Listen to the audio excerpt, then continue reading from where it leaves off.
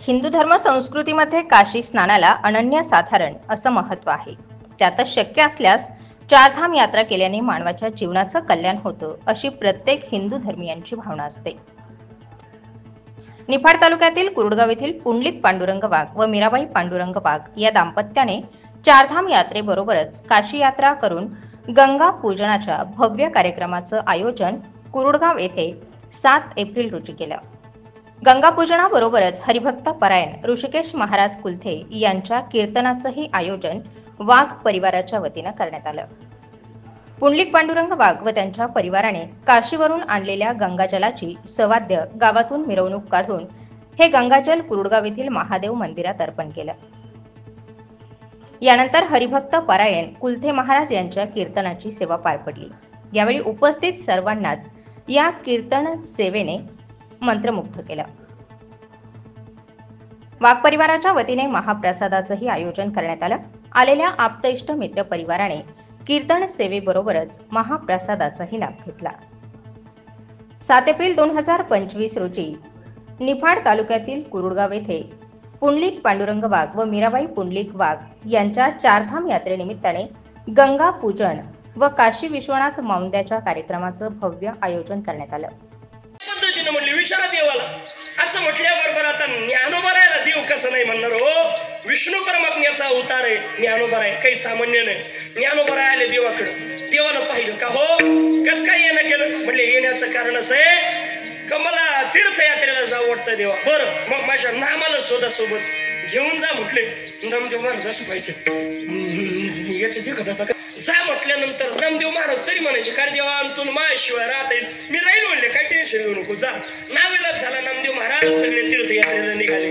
नामदेव महाराजांच्या जीवनामध्ये अजून ज्ञानोबरायचा अधिकार माहिती नाही, पण नामदेव महाराज ज्या वेळेला ज्ञानोबराय सोबत तीर्थयात्रेला निघाले बघा, नामदेव महाराज आणि ज्ञानोबराय दोघं सोबतच तीर्थयात्रेला का आहे तर तीर्थयात्रेला जाताना ज्ञानोबराय नामदेव महाराज सोबत आहे, म्हणजे तीर्थयात्रेला जाताना ज्ञान तर असावंच पण नाम सुद्धा अखंड मुखामध्ये असावं म्हणून नामदेव महाराज सोबत आहे। या दोन्ही गोष्टी फार महत्वाच्या आहेत। दोघं तीर्थयात्रेला निघाले, तीर्थयात्रा करत करत काशी क्षेत्रामध्ये आले आणि काशी क्षेत्रामध्ये आल्याच्या नंतर ऐका ना, इतकं ज्ञानोबरायच्या जीवनामध्ये ज्ञानोबराला विश्वनाथाला पाहिजे, भगवान काशी विश्वनाथाला पाहिजे, पण ज्ञानोबरायच्या जीवनामध्ये काशी विश्वनाथाला जितका भेटण्याचा आनंद आहे तितकाच विश्वनाथाला सुद्धा ज्ञानोबराला भेटण्याचा अधिकार आहे। माझे ज्ञानोबरा मला भेटण्याकरता आले आणि तिथं आल्यानंतर ज्ञानोबरानं विश्वनाथाकडे पाहिलं, विश्वनाथानं ज्ञानोबराकडे पाहिलं, दोघांची नजर झाली। इतका आनंद झाला ज्ञानोबरा विश्वनाथाचं वर्णन करायला लागले। ज्या पद्धतीनं तुकोबरा सुद्धा काशी क्षेत्रामध्ये गेले आणि काशी क्षेत्रामध्ये गेल्यानंतर विश्वनाथाकडे बघताना विश्वनाथाचं वर्णन करतात, तुम्ही विश्वनाथ तुम्ही विश्वनाथ तुम्ही विश्वनाथ तुम्ही विश्वनाथ नाही का। आणि मी मुलांपेक्षा धन्यवाद त्यांच्या सुनेंना देत। याचं कारण असं आहे आपल्या जीवनामध्ये बाबा आपली मुलं आपले गोड सोळा करतील, आपल्या मुलांना सोळा करावं वाटेल यात विशेष नाहीच आहे, ते आपलं रक्त आहे, आपण त्यांना जन्माला घातलेलं आहे। पण मला असं वाटतं ज्या अर्थी त्यांच्या सुनांना सुद्धा इतका गोड उत्सव करावा वाटतो, खऱ्या अर्थानं तुम्ही असं वाघ परिवारानं पुंडलिक बाबांना आमच्या आईनं असं समजावं का ते आम्हाला सुना नाही भेटला, सुनांच्या रूपामध्ये आम्हाला लेकीच भेटल्या। या लेकी परक्या घरामध्ये गेल्या आणि दुसऱ्या लेकी आमच्या घरामध्ये आल्या, कारण जर त्या आपल्या सेवा करत असेल तर ज्ञानोबरा तुकोबराचे उपकार आपल्या जीवनामध्ये समजलं पाहिजे आणि त्याच्याशिवाय होत नाही। कारण तुम्ही जर ठरवलं तीर्थयात्रेला जायचं, पूर्वी म्हणले जा बाबा, सुना जर म्हणल्या काही सुना बेकार राहते बरं काय का नाही, इकडं झालं का तिकडं झालं, नुसतंच बुरकळायचं, तुम्हाला काही दाबता येत नाही का, तुम्हाला काही म्हणता येत नाही का, जाणं शक्य आहेत का महाराज नाही का।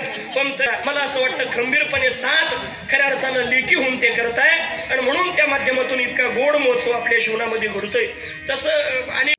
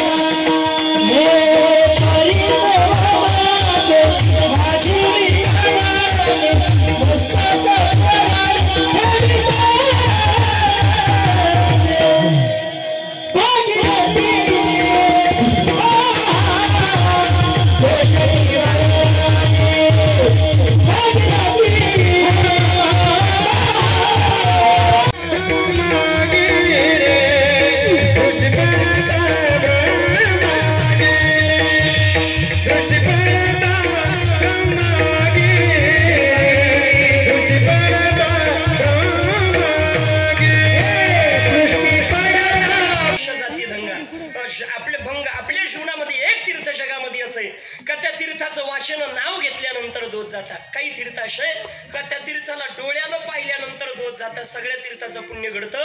अवघेच तीर्थी घडती एक वेळा, चंद्रभागा डोळा देखलिया. जगात एकमेव तीर्थ असं का त्याला पाहिल्यानंतर सगळ्या तीर्थाचं पुण्य घडतं. काही तीर्थात स्नान करावं लागतं, मग आपल्या जीवनामध्ये दोष जातो. काही तीर्थाला पाहिल्यानंतर दोष जातो, आणि काही तीर्थाचं घरी बसून स्मरण केलं ना तरी दोष जातो. त्या तीर्थाचं नाव आहे नर्मदा मैया. नर्मदा मैया नावाचं तीर्थ असेल, त्याचं फक्त चिंतन केलं ना तरी आपल्या जीवनातले दोष जातात. म्हणून मला म्हणतात नर्मदा आठवी वेळोवेळा वाचे, नर्मदा आठवी वेळोवेळा वाचे,